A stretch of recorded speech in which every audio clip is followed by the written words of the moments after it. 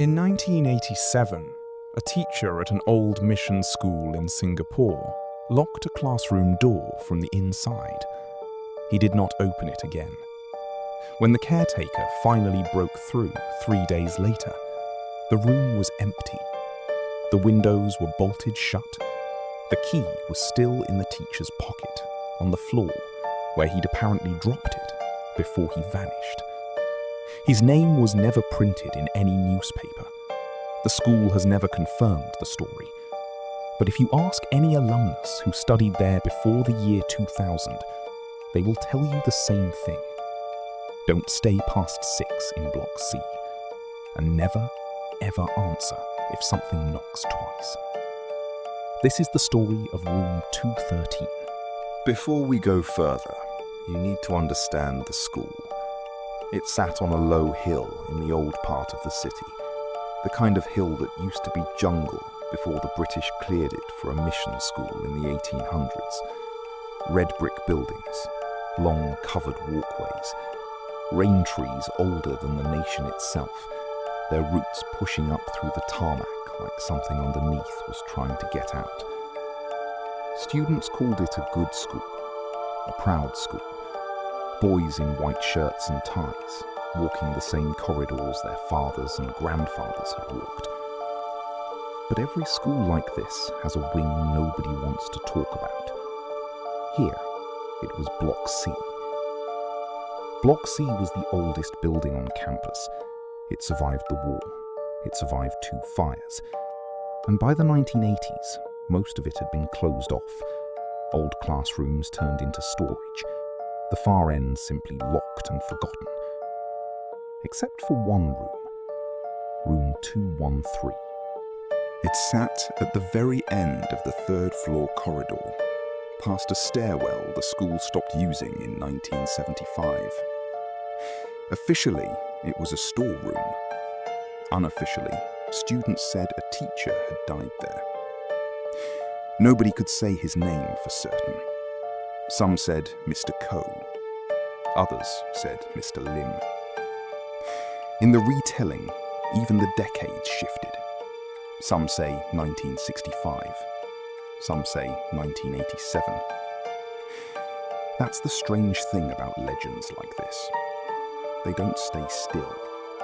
They grow new versions, the way a tree grows new branches, each one reaching toward the same dark root. But almost every version agrees on one detail. He was marking exam papers, alone, late at night. And something in that room made him stop. The earliest account anyone can trace comes from a school newsletter, 1991. A short paragraph buried on the back page about a disturbance reported by a night security guard. The guard's name, according to the clipping, was Enchik Rahman. He'd worked the school for 11 years by then. Quiet man, reliable, the kind of employee nobody thinks twice about. Until one night, he didn't show up for his shift. When his supervisor called his home, Rahman answered, but his voice was wrong. Flat, slow, like a man talking in his sleep. He said only this: "I heard the second knock. I'm not going back." He never explained what he meant. 2 weeks later, he resigned. He never set foot on that campus again, not even to collect his final pay. Years later, a former student tracked down his son for an interview. The son said his father never spoke about that night, not once in over 20 years. But there was one thing he always did, without fail, every single night before bed. He checked that all the doors in the house were locked, twice, and he always waited a moment in the dark, listening. For what? His son never knew. His father would only say, "You wait to see if it knocks back." By the mid-1990s, the story had a shape. Students passed it down the way all school legends are passed down, whispered in the canteen, dared on class camps, retold with a flashlight under the chin during overnight events. The rules, as students told them, were simple. If you walked past room 213 after 6 in the evening, you had to keep walking. Don't stop. Don't look through the window in the door. And if you heard a knock, one knock, you could ignore it. That was just the building settling. Old wood, old pipes, nothing more. But if you heard a second knock, right after the first, you were already in trouble. Because that meant something on the other side had noticed you standing there. The story became a rite of passage. Every year, a handful of older boys would dare the younger ones to go stand outside room 213 after dark. Most of the time, nothing happened. A boy would stand there for 2-3 minutes, feel foolish, and walk back laughing, proud of himself. But not every time. They said Wei Jian didn't laugh that time. He didn't run either. His friends say the strangest part wasn't the knock. It was that Wei Jian simply stood there, completely still, staring at the door, for almost a full minute. When he finally turned around, his face had no expression at all. He wouldn't discuss what he saw or heard. Not with his friends, not with teachers, not even years later, according to one classmate who reconnected with him at a school reunion. All he ever said was one sentence, and he said it only once. He wanted to know if I'd finished marking. Nobody understood what that meant, not until they heard the older story about the teacher and the exam papers. Now here's where the story gets complicated, because for a legend this well known, there is remarkably little official record of it. The school has never issued a statement. There's no death certificate publicly available under any teacher name that matches the years commonly cited. Newspaper archives from that era mention no incident at any mission school matching this description. This has led some former students to conclude the entire story was invented, perhaps by a teacher trying to keep curious boys out of a genuinely unsafe, structurally unstable old block. That explanation is reasonable. It might even be true. But it doesn't explain everything.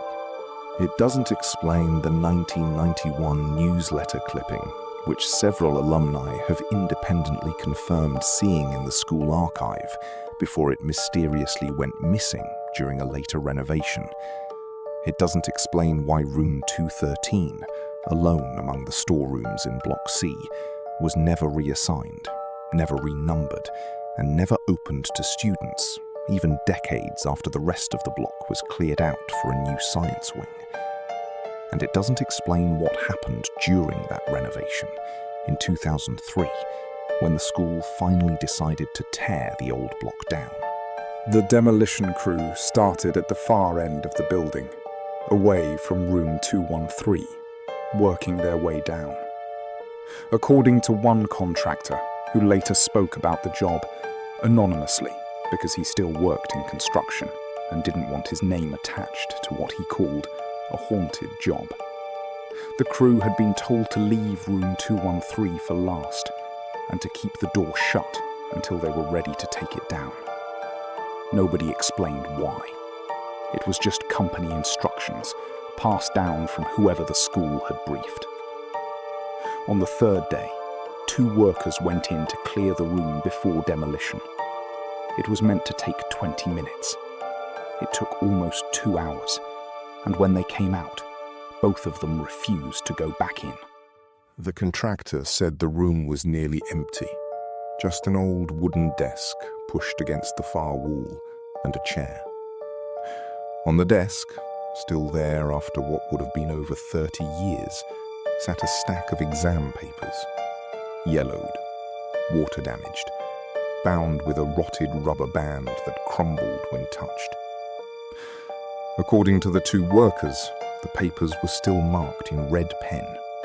Careful, neat handwriting. ticks and crosses down every page. The last paper in the stack was unfinished.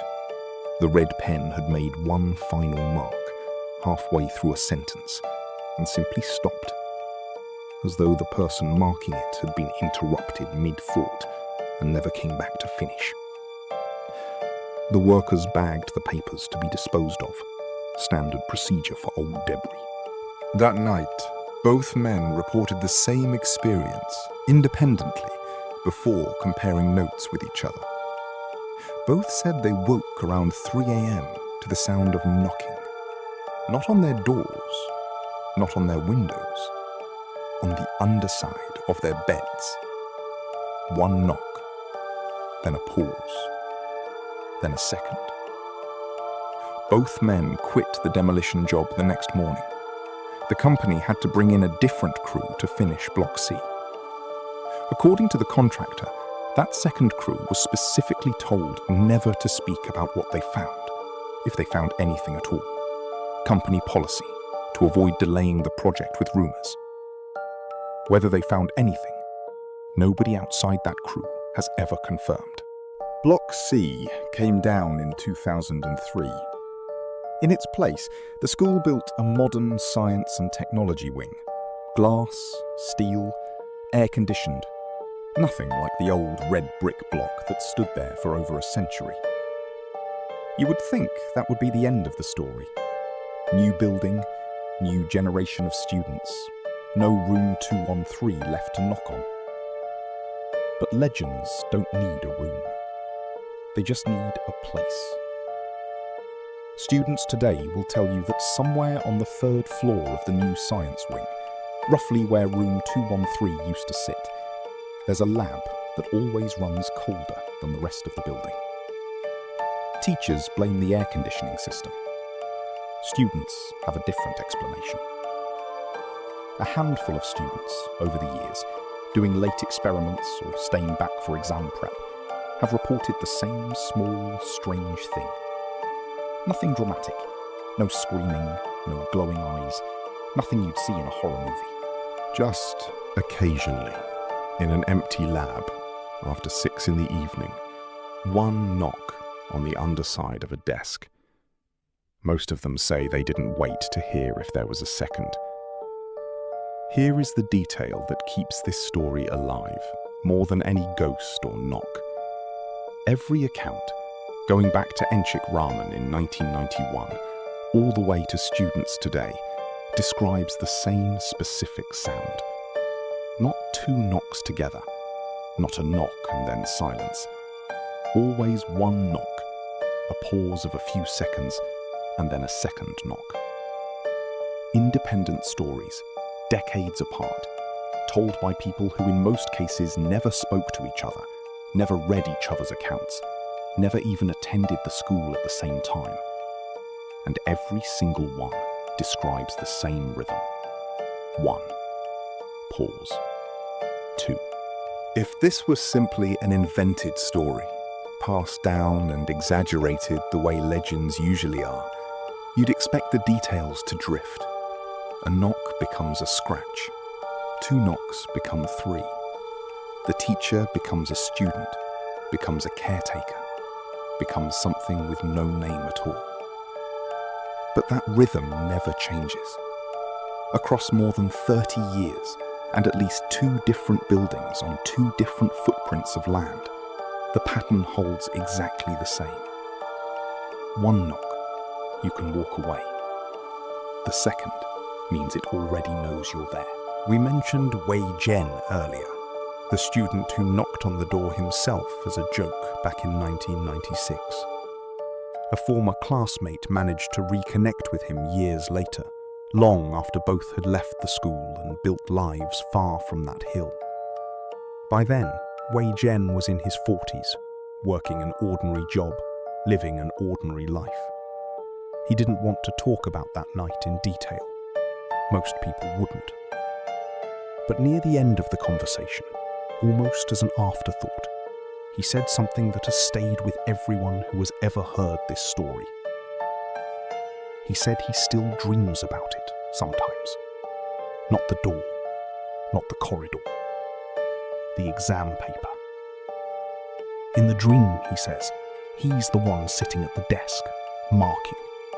He can feel the pen in his hand. He can see the questions, though he can never quite read what they say. And in the dream, someone always knocks on the door behind him. He said, in every version of the dream, he makes the same choice. He doesn't stop marking. He doesn't turn around. Because deep down, some part of him has always understood one thing about that room, whether or not any of it was ever real. Whoever was marking those papers wasn't trying to leave. He was waiting for someone to come finish them. To this day, the school has never confirmed a death occurred in the original Block C. There's no name, no grave, no official record that satisfies every skeptic. Maybe there never was a teacher. Maybe it was only ever an old building, a superstition born from creaking wood and bored teenagers looking for a scare. But legends like this rarely survive on nothing. Somewhere in the space between what actually happened and what got repeated in canteens and campfires for 30 years, something is true. We just don't know which part. So if you ever find yourself in an old school building after 6 in the evening, alone in a quiet corridor, and you hear a single knock somewhere nearby, just keep walking. And if you ever hear a second one right after it, coming from somewhere it shouldn't be coming from, don't ask what it wants. Some part of you will already know.